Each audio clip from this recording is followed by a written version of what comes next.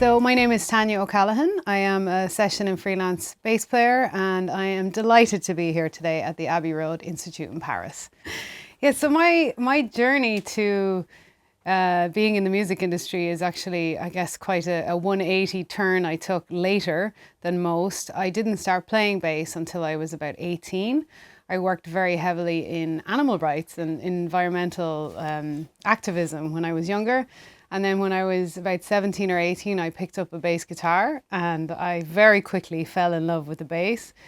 And I immediately started gigging in small pubs all over Ireland. I'm from a small town and we were, wedding bands and cover bands and heavy metal bands. And I kept joining every band that would have me. And gigging became my teacher very quickly. I have no formal education actually in music. Everything is ear and everything is experience from touring and gigging a lot and learning from, my peers in the industry. I'm busier as a touring and live bass player, but I also do and have done a lot of recording. So many times with the artists that I tour with, we end up doing albums or writing sessions together. So I have done a lot of recording also, and I enjoy both. But for me, live performing and touring is my bigger passion. So part of being a session player and a freelancer is that you have to adapt a certain amount to the style of the gig that has hired you. So my career has been very, very varied in genres. I've done everything from rap and R&B and pop straight to like the Riverdance. So it's like, theater, and then a lot of obviously rock bands. But the one thing that I actually keep pretty consistent is my bass sound, because I play Sadowski basses, which are phenomenal, and they really adapt very well. And I play Ampeg, classic Ampegs most of the time, and a very basic pedal setup, because I want to have a consistent and reliable sound. But obviously if the gig or the artist is looking for something specific, I'll work from that point. So my basses are incredible. Roger Sadowski is a phenomenal builder. It's one of the most powerful preamps in these guitars. And within the onboard preamp, there is just so much room for your own mixing, essentially. So the instruments are very adaptable for sound. So if a gig or an album requires more of a gritty sound or more high end or more lows or mids, I kind of have everything within this reliable sound that I've used for years, which is the Sadowski and the Ampegs.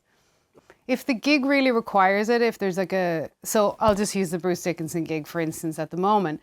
Bruce has a couple of really quirky sections in some of the songs that happen on bass. So I, go out and I explore adding, I have wah in one of them. I have the Dunlop Justin Chancellor wah, because that song really needs that. But I'm working from a bassline sound, pardon the pun, of this classic Ampeg and Sadowski mix. But of course, if a new pedal comes out, I want to play with it and see. But I like to try to keep a very consistent sound in general across my gear.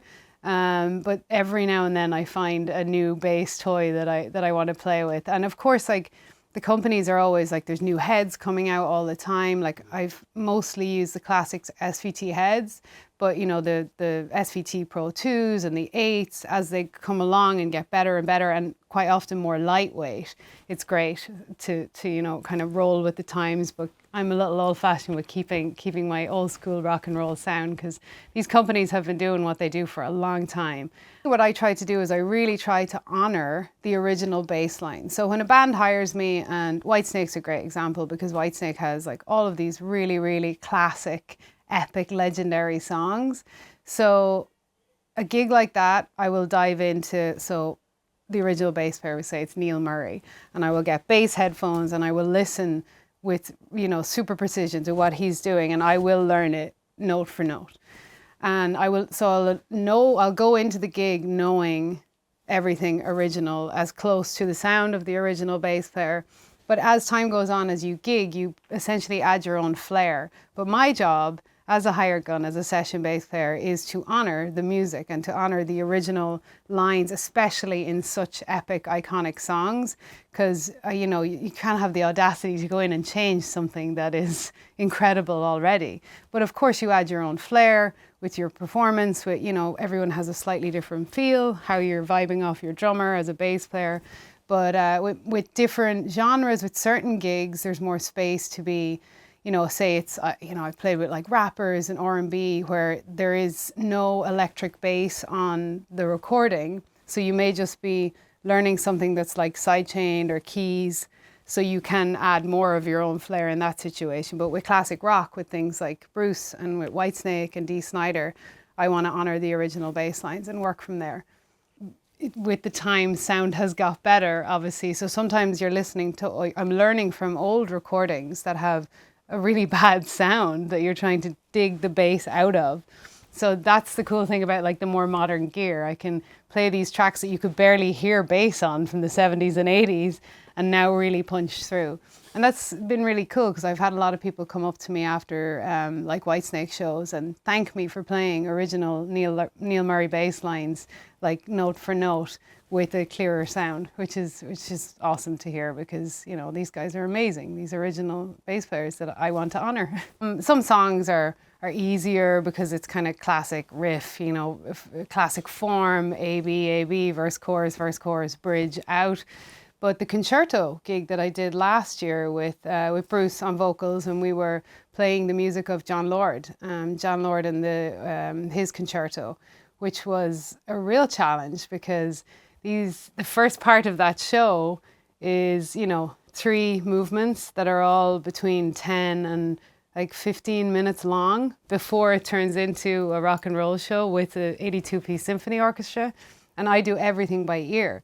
So that takes a lot of discipline and focus because it's not, I come in on the verse and then, I do this on the chorus. There's 4 minutes where there's no bass and you want to be listening because you got like a short punch in 7 minutes into the song and then you're out and then you come in on a crazy riff or whatever. So the concerto was more challenging musically, and also about 9 or 10 years ago I toured the Riverdance, the Irish show, the Riverdance, and that was also a big challenge musically because it is a blend of world music. So it's Irish music, Latin music, street, tango, everything like mixed in. And again, form-wise, musically, it was a big challenge because you're cutting, like these sections are rolling together of all these different styles of international music. And big long pieces like scenes, they're not songs. So those 2 gigs were like musically definitely probably most challenging. I think it's a very professional thing to do, to turn down a gig that's you're not right for. So like I would never, people have called me before to do like a jazz fusion gig or a classic, French or Italian romance album. It's not my strong point.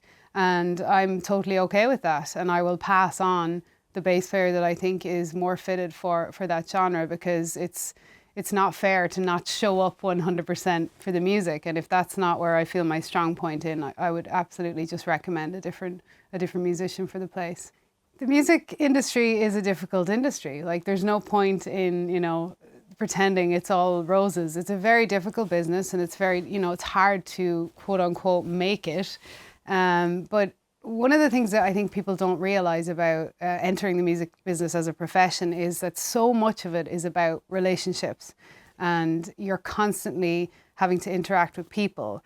So like people and communication skills are essential. You can't go in there with a massive ego just because you could be the best technical player, engineer in the world, but if you're an asshole or you bring a lot of drama to a camp, it's going to be short-lived because so much of being on the road especially is about, people skills and interaction and like the hang, as it called in the music industry. So like really being malleable and being like a chameleon to the situation because there's always things going wrong in a live setting, on the tour bus, like on the go. You can't be a difficult person to work with.